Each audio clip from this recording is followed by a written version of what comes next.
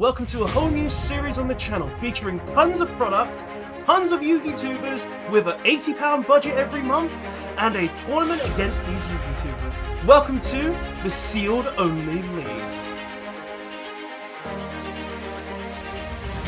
Hello guys, Rollabout1 here and welcome to Sealed Only League Episode 2. Now, at the start of this episode, I just wanted to talk to you guys about a simple thing on the channel, talking about the Sealed Only League. Now, obviously, we already know all the rules of the Sealed Only League from episode 1. I get unlocks throughout the month, be it if you guys like the videos, if I get enough subscribers, if I do positive in tournaments, and if I do good well in other places. But what I wanted to talk about, basically, at the start of this episode is how the Sealed Only League episodes are going to be structured on my channel.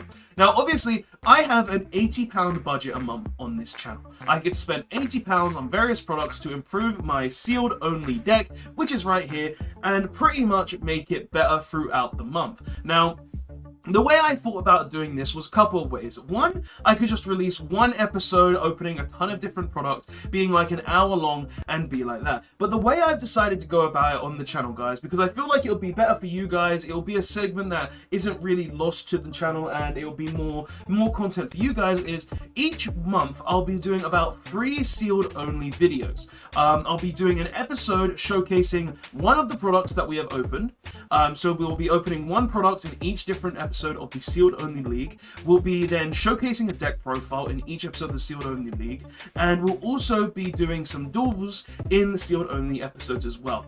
And also in each episode, the first episode of every month will be showcasing the duels that I went up against. So I'll be talking about the things that we could have changed, the things that we could have done better in each of the tournaments, because at the end of every month we'll have a tournament where I'll showcase the different rounds on the channel as well, dueling different Yu-Gi tubers in the Sealed Only League. So I just wanted to clarify that at the start of this video, guys, so you guys can understand how the Sealed Only League episodes are going to be structured on this channel. About 3 episodes a month, then we're going to go on to the tournament itself, where I'll showcase the rounds, and then we'll restart at the beginning of every month. So, just so you guys know, that is how the structure is going to be. Now let's actually get into the second episode of Sealed Only League. So guys, after that introduction, let's actually get into episode 2 of Sealed Only League. Now, at the start of this Sealed Only League, episode 2, this is the beginning of a new month. So, in this month, we are going to start off the episode talking about the matches we played against in the Sealed Only League.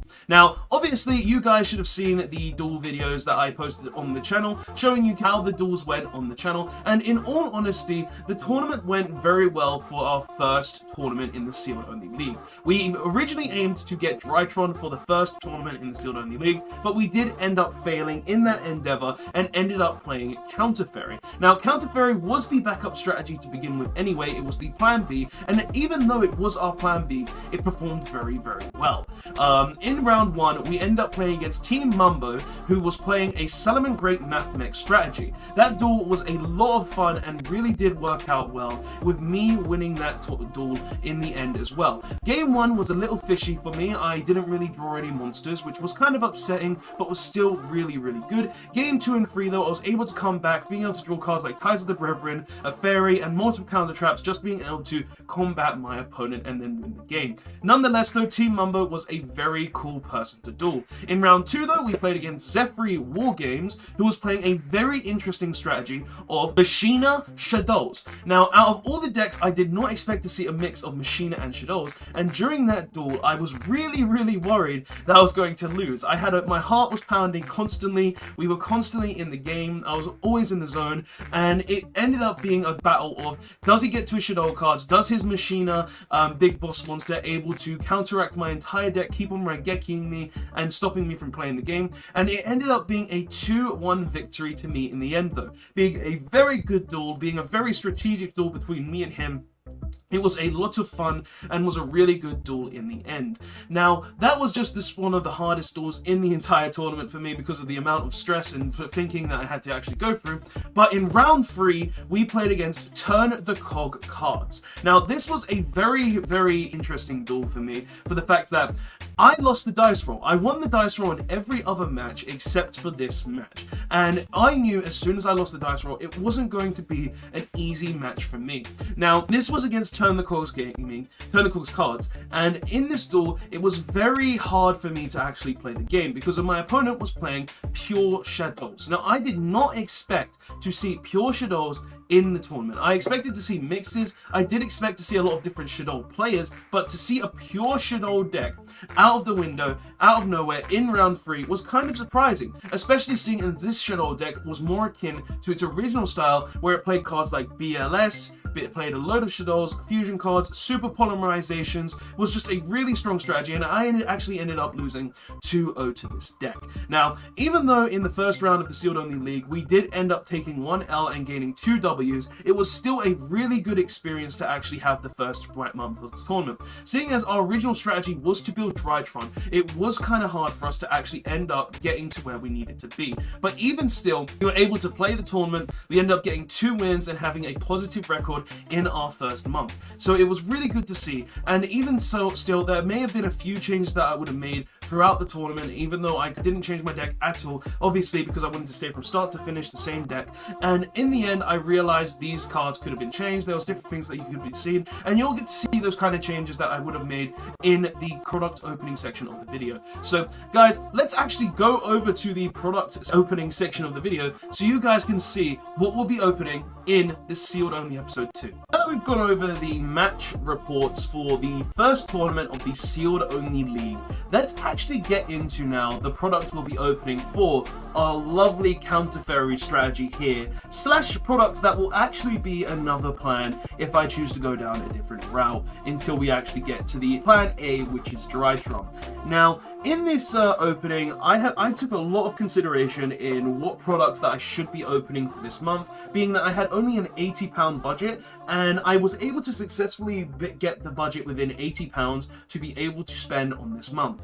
And right off the bat, guys, there is one thing that I do want to say that actually I forgot in episode 1, and that is each month we actually get to unlock a Lost Art promo in each of the rounds. And so in the month 1, I didn't actually choose a Lost Art promo, and going over with the TO who was Yu-Gi-Oh, we ended up saying that it was alright for me to do it this once, just so I could guarantee that I have a Lost Art just like everyone else. So the Lost Arts we will actually be taking for our first month and our second month will be 2 Solemn Judgment. Right off the bat, this is what we'll be having at the start of the month. We'll be having 2 Solemn Judgment. I should have already had one in the Counter Fairy strategy, but due to unfortunate circumstances, I unluckily did not, because I completely didn't realize that I could have had a Lost Art. So in month 1, we did lose out on Solemn Judgment, but we still did have a positive record. So the first build products that will be in this episode is we will have 2 Lost Art Solemn Judgments for our Sealed Only product, because we have spent a total of £80 that will be spread out throughout the month. So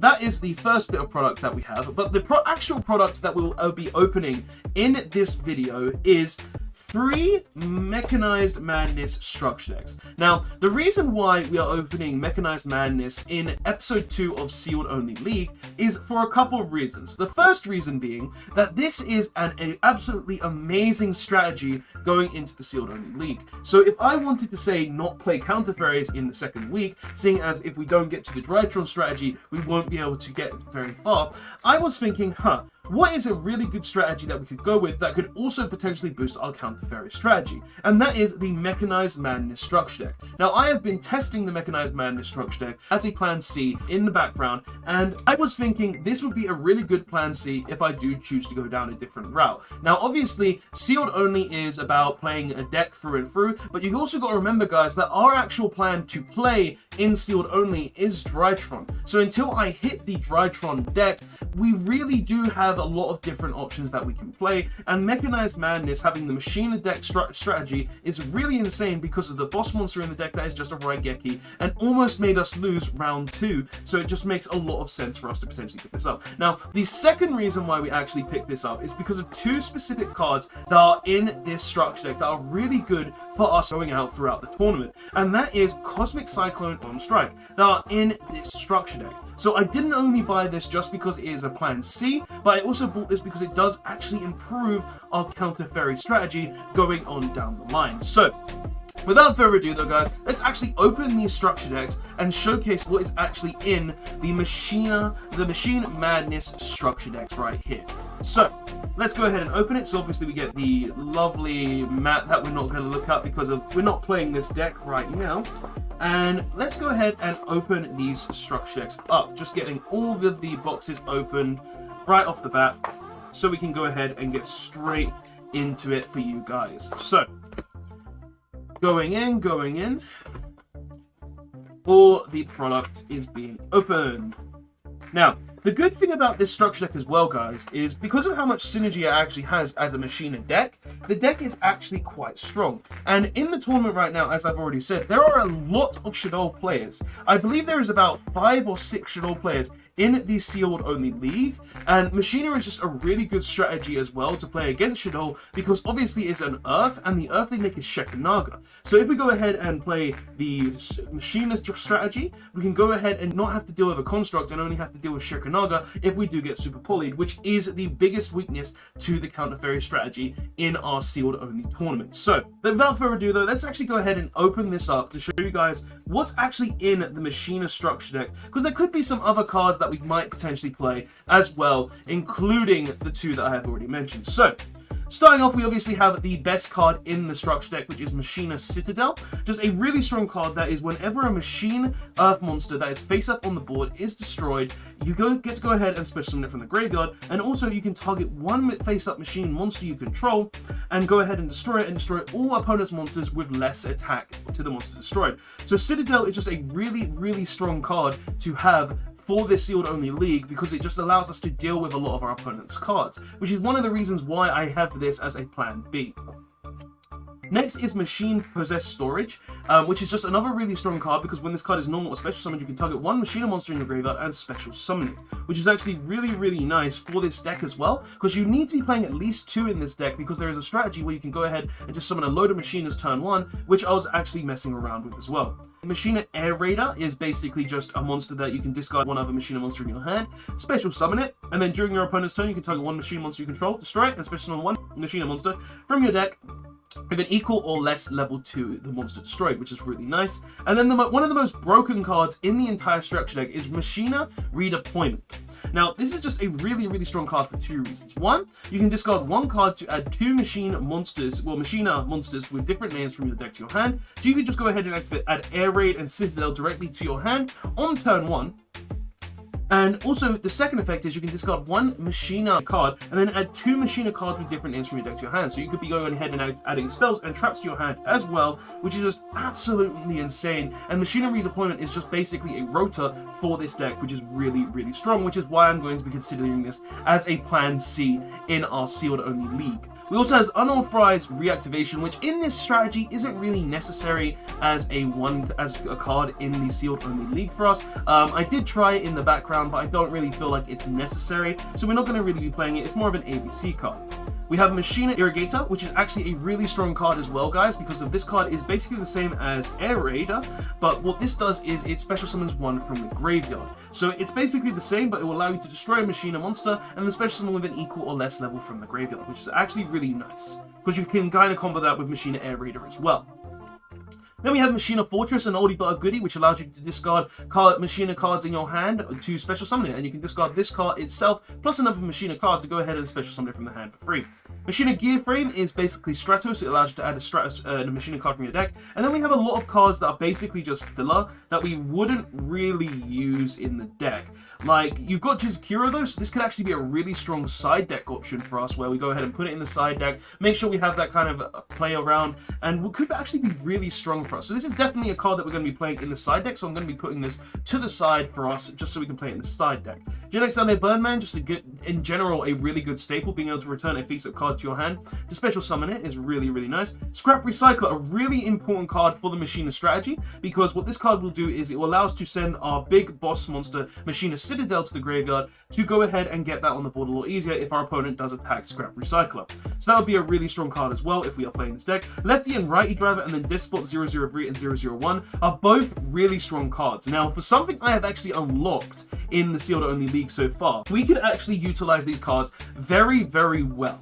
So I decided to unlock a specific set in Sealed Only League that will allow us to use these cards absolutely abominably. Really just be really strong and will be absolutely dumb if we actually do pull the cards that we need out of that set. Now, obviously, I'm not going to tell you what that set is because that will be opened in a later episode of the Sealed Only League, but these are the cards that I'm very, very happy to be getting in the Sealed Only League, just so we can go ahead and abuse them later on. Now, we also have other cards like the spell cards, Machina Defense Perimeter. It's not really a card that I've been playing in my version of the Machinas, but it's an alright card as well, so it's something you could potentially play too. We then have Machina Armored Unit, which is just basically you get to special summon a machine from your deck if a machine is destroyed.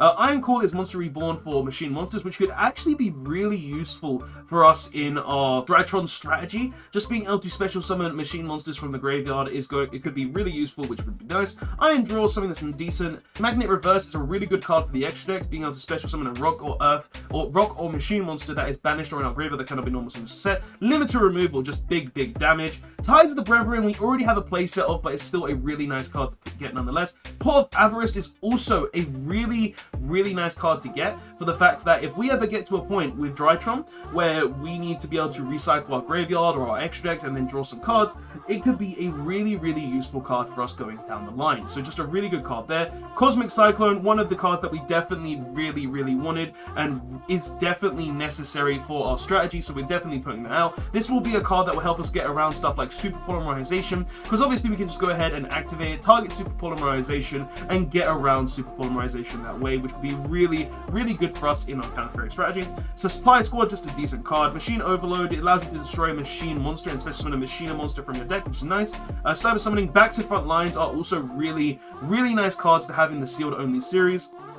Just for the fact that it's it's basically a Call of the Haunted that will summon in defense, and it's not something we'll be playing in Counter Fairy, but if we do choose to play the Machina strategy, we will be playing this as well.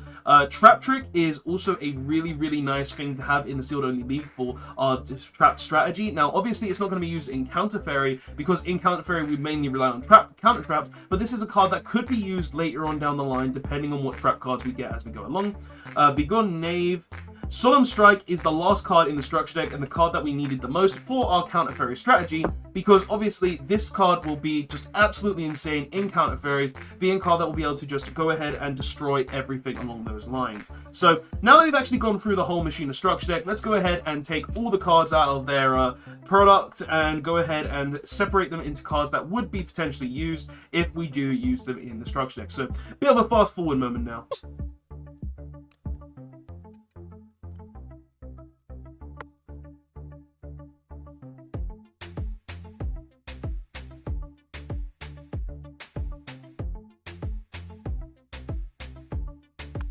So, now that we've taken everything of value for our Counter Fairy strategy out of the structure decks, let's go ahead and put everything we want into the required places. Now, I did just realize that I made a slight mess up and didn't take out a kaiju. So we're going to quickly get that out as well, and we'll go ahead and begin. So where is it? It is... Wait, did I take out a kaiju? Guys, where's the kaiju? Oh, I put the Jizukiro here. Slight mess ups. But anyway, let's go ahead and showcase you guys what the deck profile is going to look with all these nice shiny new cards. Now that I've put all the cards into their sleeves, let's go ahead and showcase what the deck profile of our Counter Fairy list is currently looking like for the Sealed Only League. So obviously with the contents of the deck profile, we do have the extra deck that is pretty much never going to be used, but it's still there just to show it that we have an extra deck. Now, let's actually get into the deck profile though, so I can go ahead and showcase you guys some of the things that are pretty much changes that I've realized from the actual tournament that we were in, and also changes that we made via the structure decks that we just opened. So let's get into it. So starting off, we are obviously playing 3 Bountiful Artemis. This card is really powerful in the Counter Fairy strategy, just for the fact whenever you activate a counter trap, you get to draw a card, basically giving you back your resources in Counter Fairy. You need to have that ability to draw a lot of cards in Counter Fairy, so being able to just continuously draw after you've activated a counter trap is very important. So we're going to be playing 3 Bountiful Artemis still in the strategy, because this card is really strong. Continuing on, we are also playing 3 Guiding Ariadne, because Guiding Ariadne is very, very strong for a couple of reasons as well. One, if it's in the Pendulum Zone, you don't have to pay the cost for any of your counter traps, so you don't have to discard any cards and you don't have to pay any life points. So if we're using any of our Solemns or we're using cards like Ultimate Providence, this card just makes them absolutely free and is very necessary for the deck. And its second reason for being really, really good in the counter fairy strategy is because whenever it is destroyed, we get to go ahead and reveal 3 counter traps from our deck, and our opponent chooses one and we get to add it to our hand. So pretty much it's a way to search counter traps in a way, and also a way to make our counter traps free. So I wanted to be playing 3 of this card in our counter fairy strategy.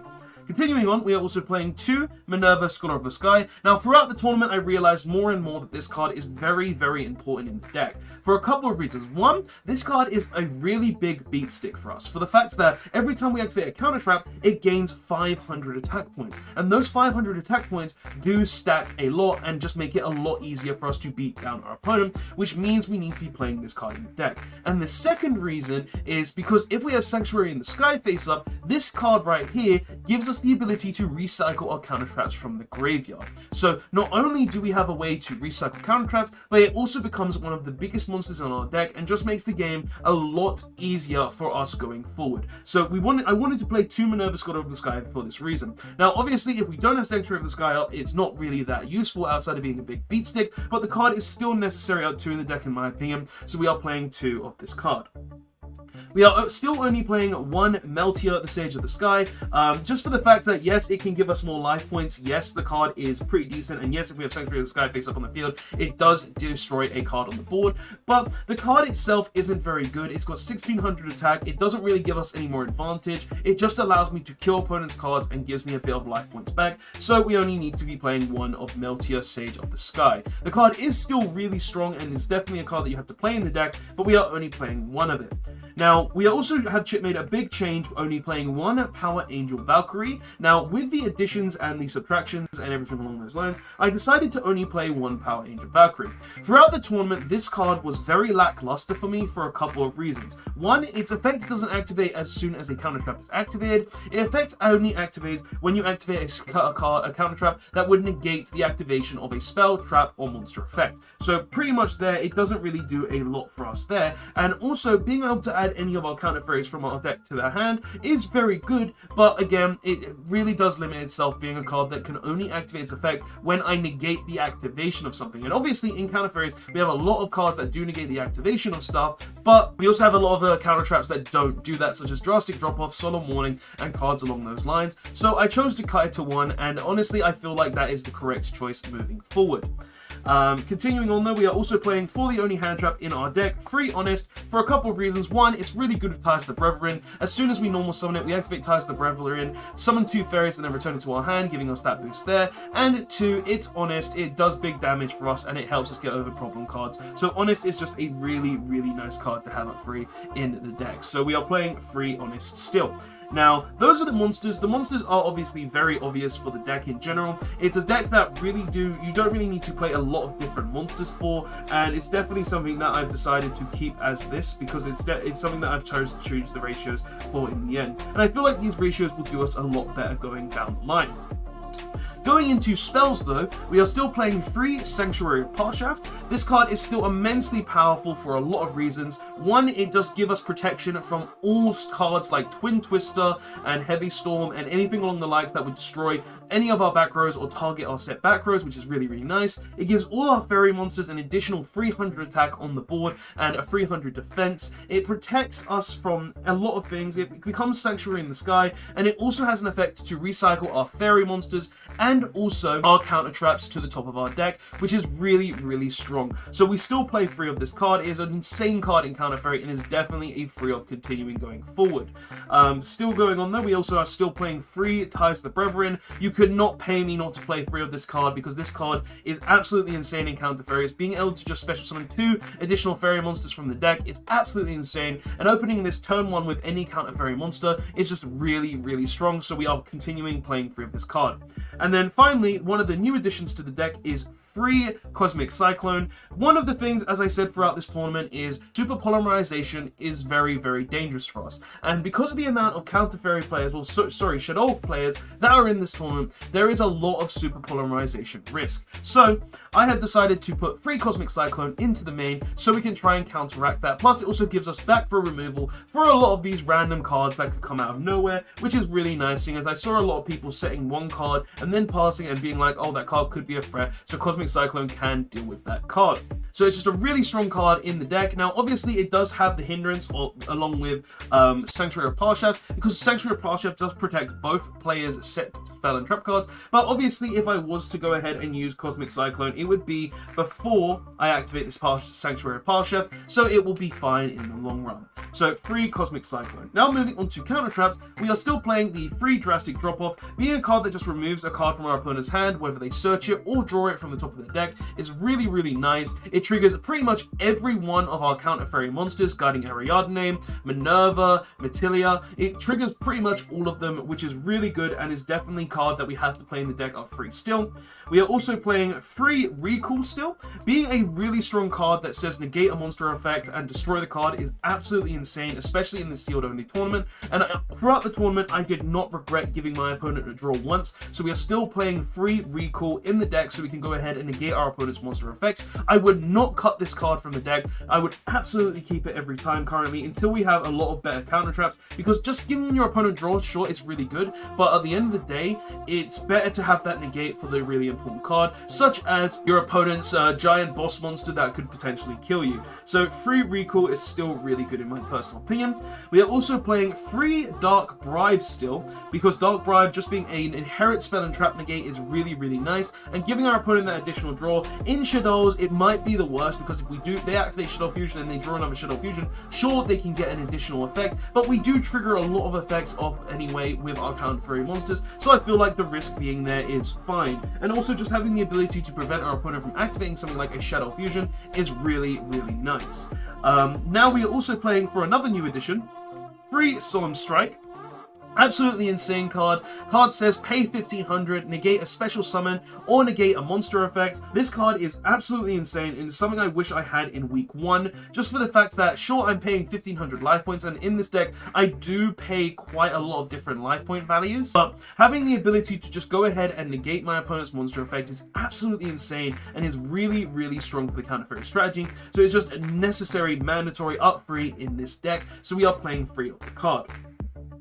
We are also continuing on playing free Solemn Warning as well. Just having the ability to negate our opponent's summon is really strong still as well, and I feel like this card is definitely a free of in the deck until the end of the tournament, unless we change to different strategies such as the Machina deck or even the Drytron strategy if we do get there as well. And finally, for our last few trap cards, we do play the 2 Solemn Judgment now. Should have been playing one at the start of the tournament, but me being me, didn't realize I get a lost start, so we are now playing 2 Solemn Judgment in the counter fairy list. The card is absolutely insane. Pay half your life points, negate a summon, or negate a spell and trap effect.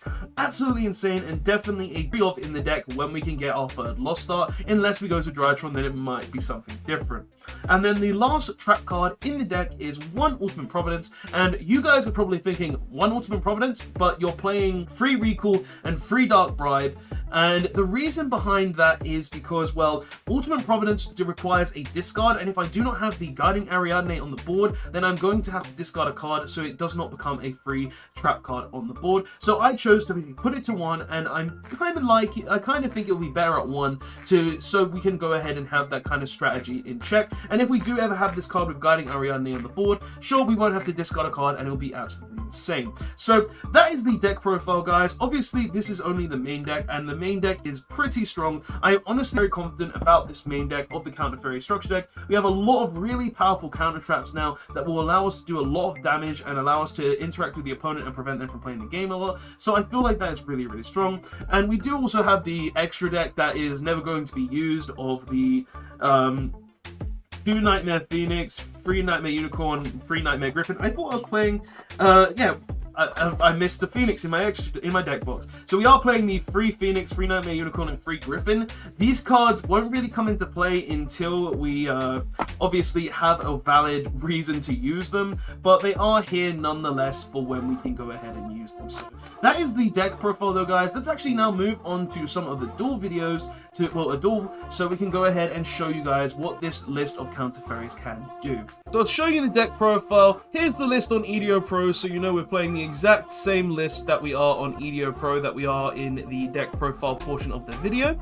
Let's actually go ahead, go into a game and see what we can actually do, because this deck is a pretty good deck and I want to showcase it. So let's go ahead and do the rock, paper, scissors. We haven't won yet. We won the rock, paper, scissors with paper versus the rock, and we have opened not a very good hand, to be honest, guys. We've opened only spell cards and monsters, which is not what we really want to be opening in counter fairies. So hopefully we'll be able to survive with just the Ariadne, the fairies we summon, and everything along those lines. So we're just going to go ahead and normal summon the Minerva, go ahead and use Ties of the Brethrens, targeting the Minerva, so we can go ahead and summon 2 fairies from the deck. We'll go ahead and summon a Bountiful Artemis, and we can also summon an Honest, I suppose, just so we can get the ability to actually, you know, keep our monsters alive. So we'll go summon these 2 from the deck, and then we'll go ahead and use the Honest effect to return it to our hand, and we'll activate Sanctuary of Parshaft.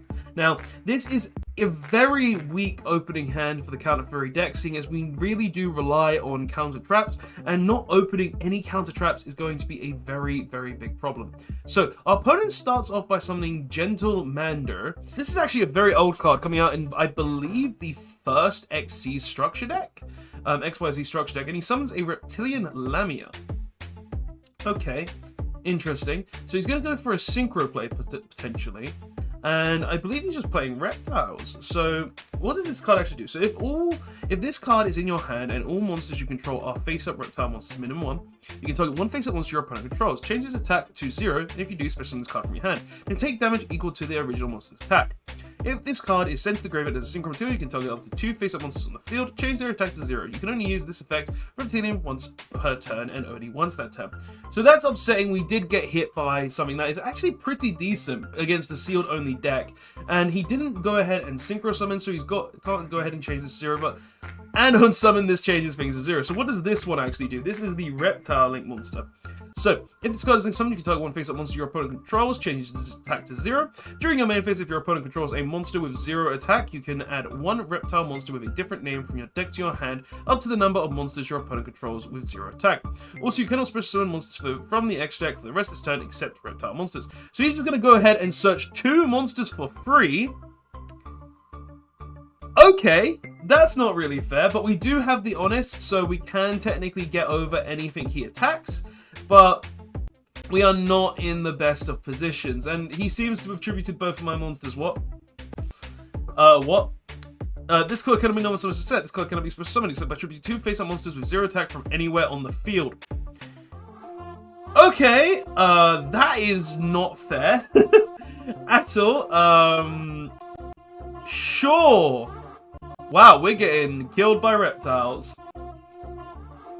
Interesting.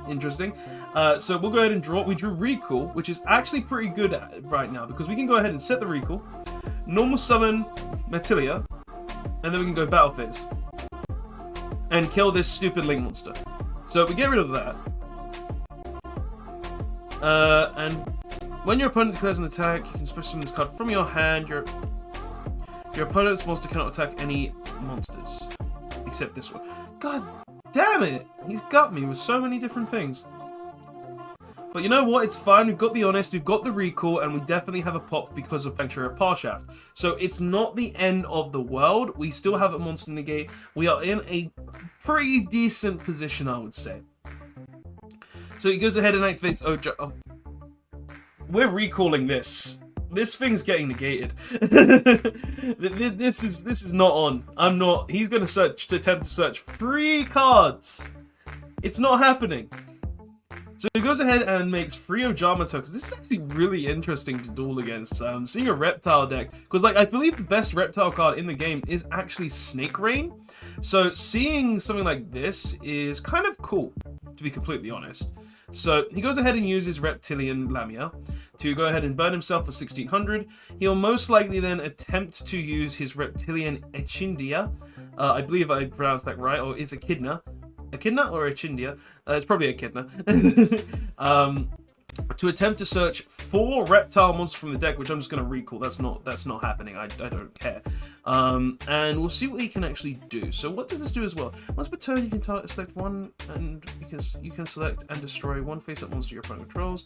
There can only be one face-up. Oh, and he summons Nightmare Phoenix. Okay, so he's not aiming for that, which is interesting. So he's going to attempt to destroy the Sanctuary of Parshaft. Well, I actually do have to recall this to protect the Sanctuary of Parshaft, but the good thing is I'll get 1,000 life points and I'll get to destroy his Vaskia, which will do me pretty well in the end. So he has 3 cards left in hand. I am left with my Smeltia, and he goes ahead and summons Reptilian Garnil. When this card is destroyed and sent to graveyard, you can watch Reptilian monster from your deck to your hand. I mean, it's 0 attack versus 0 attack. It's not really going to do anything because of 0 into 0 is just a neutral thing, then nothing happens. And he goes ahead and activates his 1-day piece. So we both draw a card, and I drew a counter trap, which is very good for me. So, now the biggest issue right now is that I can't technically use these Ojama tokens. Like, I could use every single one of them to go up in the extra deck, I suppose, which isn't a bad idea now that I'm thinking about it. But it would only leave me with 1 monster. So it will kind of come down to some choices that I make. Now, what does this do? You can banish a card from your deck, target 1 reptile and 1 card face-up monster your opponent controls. Activate one of these effects. Change them to face-down defense position. Destroy that monster you control, and if you do, change that opponent's monster's attack to 0. Okay. So we go ahead and draw for turn. We drew a Solemn Judgment. Now, here's the choice. I can go ahead and put the Meltier in defense and just keep it to boost my life points continuously, along with the Solemn Warning and the Solemn Judgment, which are absolutely free. Or I can use it as link material. Now, I could also just normal summon the Honest and do that as well, which actually seems to be the better play. So I think I'm going to do that. So I'm going to normal summon the Honest, and then we're going to go with the Honest into the Nightmare Phoenix. Summon the Nightmare Phoenix. And then we're going to go from the Nightmare Phoenix into the Nightmare Unicorn.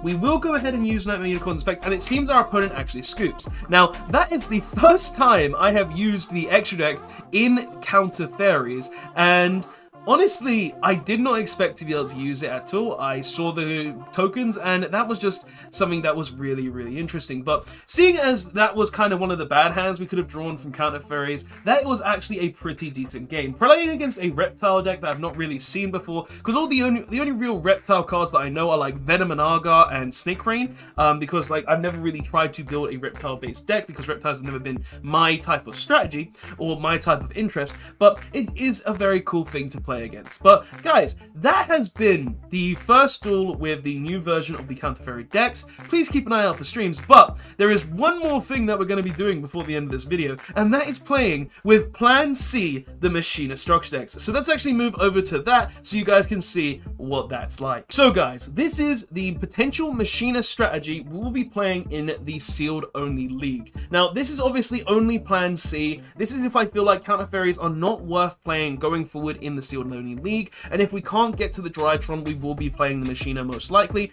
But nonetheless, we do still have our Counter Fairy deck that we could potentially play. It was really strong in the month 1, but there was also a chance that I could play the Machina strategy in month 2. So guys, let's actually see what we've got here. I'm not going to go really in depth on the deck profile because obviously we are just playing the 3 Regulator, the 2 Citadel, the 3 Force, 3 Fortress, 3 Gear Frame, 2 Possessed Storage, 3 Scrap Recycler, 3 of the Rotor, 3 Cosmic Cyclone, 2 Bottomless, 2 Machina, Overdrive, 3 Back to Front because it's just a Monster Reborn, as I said, 3 Sunstrike, 2 Judgment, and 3 Warning. So it's just basically a big trap deck with a lot of Machina big monsters. But this is the strategy that we could also take into the sealed only tournament this month. So let's actually give it a go with a test against a strategy in the decks. So let's see what we're going to be up against. It could hopefully be something really decent. It could be something really powerful. Honestly, I don't know if I'll win. It could win. I could lose. We shall see.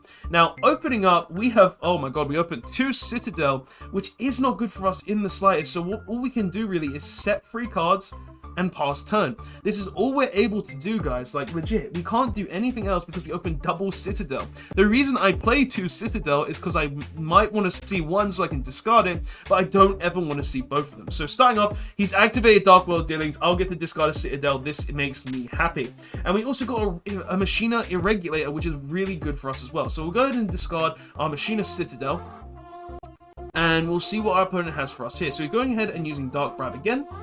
Dark Bribe will go ahead and draw one. We're going to go ahead and discard the Bottomless Trap Hole so we can still summon the Regulator guaranteed.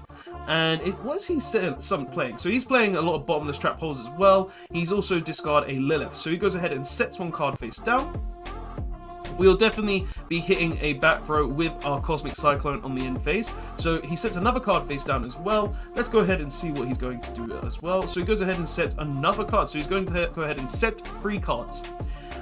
It is now the end phase, and we're going to go ahead and Cosmic Cyclone one of these mystery back rows. We'll go ahead and Cosmic Cyclone the one in the same row. And that was a Transmigration Prophecy. Not something I would wanted to hit, but it's fine by me. Now, we're going to start off this turn by going ahead and normal summoning our Scrap Recycler and triggering Scrap Recycler's effect, which will go ahead and send 1 machine monster from our deck to the graveyard. The machine monster that we're going to send to the graveyard, I believe, should be the Possessed Storage, but it depends on what this can summon. So you can summon 1 machine monster with a different name from your graveyard and equal level. So yeah, so we're going to go ahead and send Possessed Storage to the graveyard. We are then going to go ahead and activate our Machina Irregulator, sending the second Citadel from our hand to the graveyard, and we will summon it in attack position. We're then going to trigger our Machina to summon back the Possessed Irregulator from the graveyard. And then we are going to trigger our possessed Storage to summon back our Irregulator again. And we also get to go ahead and trigger the Citadel because an Earth Machine monster was destroyed. So we'll go ahead and summon that as well. So we'll summon Citadel and face-up attack, and we'll summon the Irregulator. Now, I could also go ahead and use the Machina card right here, but I might leave that till the battle phase just to see what his set monster could be. So we're going to go ahead and enter the battle phase. We're going to attack with our Citadel on his set monster, and it is. We are drawing 5 free cards, or I'm letting him draw 5 free cards. Now, I would like the 5 free cards, I'm not going to lie, but he has 1 card in hand, and I have a really big board. So I'm just going to Solemn Strike that for the fact that I don't want to give him 5 free cards.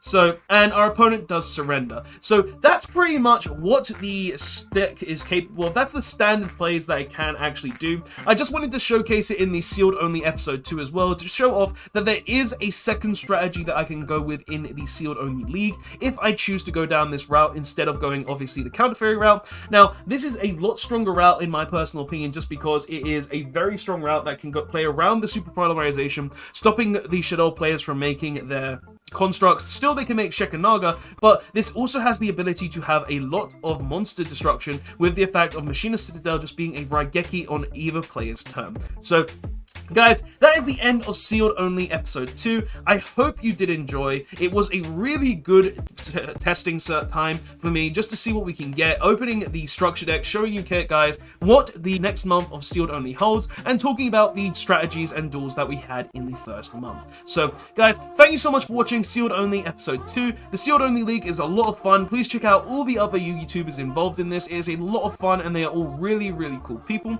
I hope you did enjoy Episode 2 of the Sealed Only League, and I'll be seeing you guys in the next episode next Friday. Rollback1 signing out. I'll see you guys in the next episode of Sealed Only League. Please check out all the links in the description as well, guys, to my Instagram, Twitch, all of Discord, all of that stuff. Rollback1 signing out. Bye all.